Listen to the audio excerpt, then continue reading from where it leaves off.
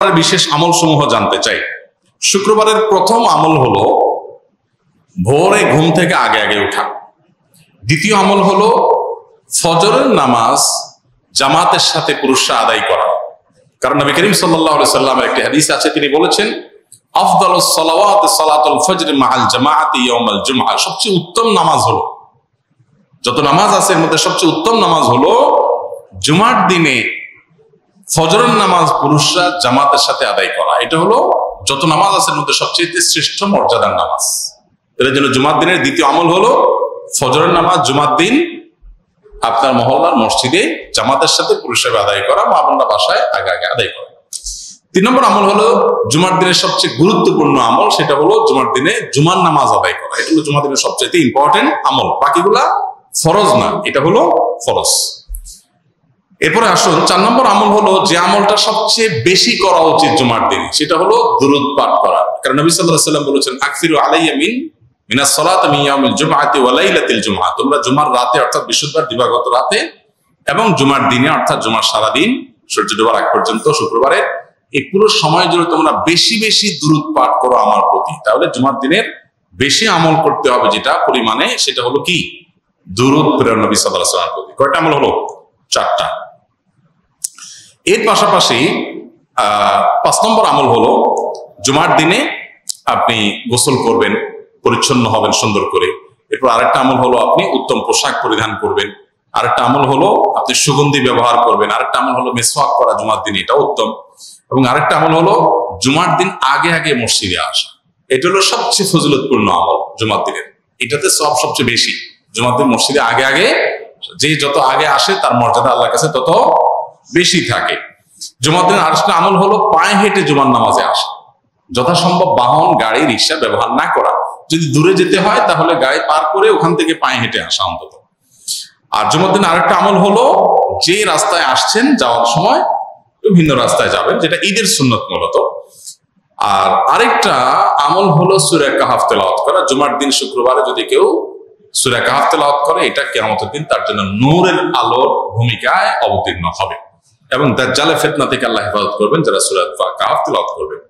জুমার দিন আরেকটা আমল হলো সূর্য ডোবার আগে দোয়া করা। যে কোনো একটা সময় দোয়া কবুল হয়, তো বেশিরভাগ গবেষকদের মত হলো সেই সময়টা হলো আসরের পর থেকে নিয়ে সূর্য ডোবার আগ পর্যন্ত। এই টাইমটাতে দোয়াতে মাশগুল থাকা দরকার। যার যার জায়গায় আমরা আল্লাহর কাছে দোয়া মাশগুল হোক, দোয়া করবো, একটা গুরুত্বপূর্ণ সময়। আর অনেক আমল আছে, আল্লাহ আমাদেরকে আমলের তৌফিক দান করুন। ইমাম শাফি রাহমাতুল্লাহর মতে নামাজে ইমামের পেছনে ফাতিহা পড়তে হবে, কিন্তু হানাফি আলেমগণ সূরা আরাফের একটি আয়াতের দলিলে বলেন ফাতিহা পড়া যাবে না। তাহলে এই আয়াত কি ইমাম শাফি রহমতুল্লাহর চোখে পড়ে নেই? যে ভাই প্রশ্ন করেছেন তাকে বিনয়ের সাথে বলতে চাই যে বিষয়গুলোকে এইভাবে বিশ্লেষণ করবার সুযোগ নাই।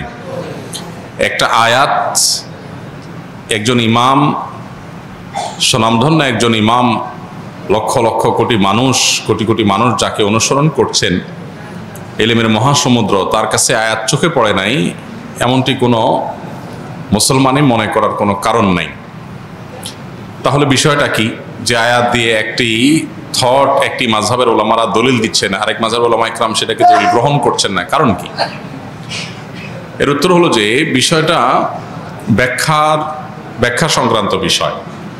কারণ ইমাম আবু হানিফা রাহিমাহুল্লাহ এবং তার অনুসারী অন্যান্য ওলামা ইকরাম যে আয়াত দিয়ে দলিল দিচ্ছেন, এই আয়াতকে তারা যে অর্থে নিচ্ছেন, ইমাম শাফি রাহিমাহুল্লাহর কাছে ভিন্ন অর্থ, ভিন্ন ব্যাখ্যা আছে।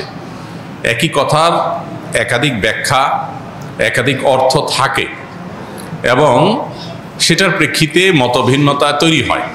এটা বোঝার জন্য সবচাইতে উত্তম হলো নবী করিম সাল্লাল্লাহু আলাইহি সাল্লাম যখন সাহাবীদেরকে একটি অভিযানে পাঠিয়েছেন এবং বলেছিলেন তোমরা যেই অভিযানে তোমাদের পাঠানো হচ্ছে, যে গোত্রের কাছে পাঠানো হচ্ছে, সেখানে গিয়ে তোমরা আসরের নামাজ পড়বে। নবী সাল্লাল্লাহু আলাইহি সাল্লামের এই নির্দেশ সবাই শুনেছেন এবং সবাই সেটাকে মানার জন্য প্রস্তুত ছিলেন। প্রতিমধ্যে যখন আসরের নামাজের ওয়াক্ত যায় অবস্থা হয়ে যাচ্ছে, তখন কিছু সাহাবী নামাজ পড়ে ফেললেন। কারণ ফরজ নামাজ ওয়াক্ত চলে যাচ্ছে, তাহলে হারাম হবে, এই জন্য তারা পড়ে ফেলেছেন। আর কিছু সাহাবী তারা পড়েন নাই, তারা যথাস্থানে গিয়ে তারপরে আদায় করেছেন। এখন প্রশ্ন হলো এই সাহাবীদের কারোর কাছে কি নবীর নির্দেশ যায় নাই, ব্যাপারটা এরকম না। উভয়ের কাছে নবীর নির্দেশ গেছে, কিন্তু তারা দুই দল দুইটা আমল করেছেন। কেন? কারণ হলো একই নির্দেশকে বোঝার ক্ষেত্রে দুইটা দল ভিন্ন ভিন্ন বুঝ তাদের আছে। লাহু ফাহমুন অতিয়াহু রাজুলুন মুসলিম, যে কোনো মুসলিম তাকে আল্লাহ তাআলা যে বিবেক, তাকে আল্লাহ যে বুদ্ধি সেন্স দিয়েছেন, সেটা দিয়ে তিনি বুঝেছেন। এখন যে সমস্ত সাহাবীরা আসর পড়েছেন তাদের যুক্তি ছিল যে নবী সাল্লাল্লাহু আলাইহি ওয়াসাল্লাম আমাদেরকে তাড়াতাড়ি যেতে বলেছেন যাতে আসর সেখানে গিয়ে পড়া যায়। এর মানে এইটা না যে ওয়াক্ত শেষ হয়ে গেলেও আমরা নামাজ পড়ব না। তো এই জন্য নবীজির নির্দেশের মানে হলো তাড়াতাড়ি যাওয়া, যেন আসর সেখানে যে পড়া যায়। ওয়াক্ত চলে গেলে আমাদেরকে নামাজটা আগে পড়তেই হবে, সেজন্য তারা নামাজ পড়ে ফেলেছেন।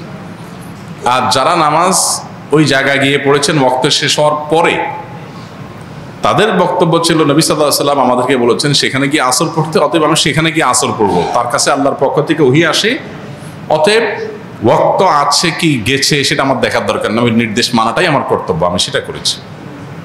দুইটাই আপন জায়গায় সঠিক। নবী সাল্লাল্লাহু আলাইহি ওয়াসাল্লাম এই সংবাদ শোনার পর দুই মতের উপর আমল করা কাউকেই তিনি ভৎসনা করেননি, তার মানে উভয়টাকে তিনি অ্যাকসেপ্ট করেছেন।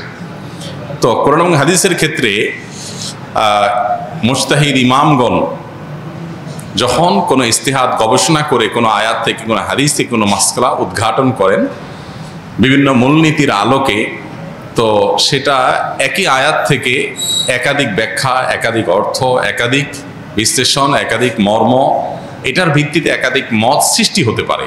এক্ষেত্রে আমরা জিনিসগুলোকে এত সহজে কনক্লুশনে নিয়ে আসা, এত সহজে যোগ বিয়োগ করে ফেলাটা, এটা হলো আমাদের জ্ঞানের স্বল্পতার কারণে, কিংবা আমরা পুরো বিষয়টাকে ভালো করে না বোঝার কারণে। অতএব এই সমস্ত বিষয়কে কেন্দ্র করে সম্মানিত ইমামদের সম্পর্কে আমাদের কোনো অশ্রদ্ধা যেন না হয়, সেটা কোনো ইমামের প্রতিই না।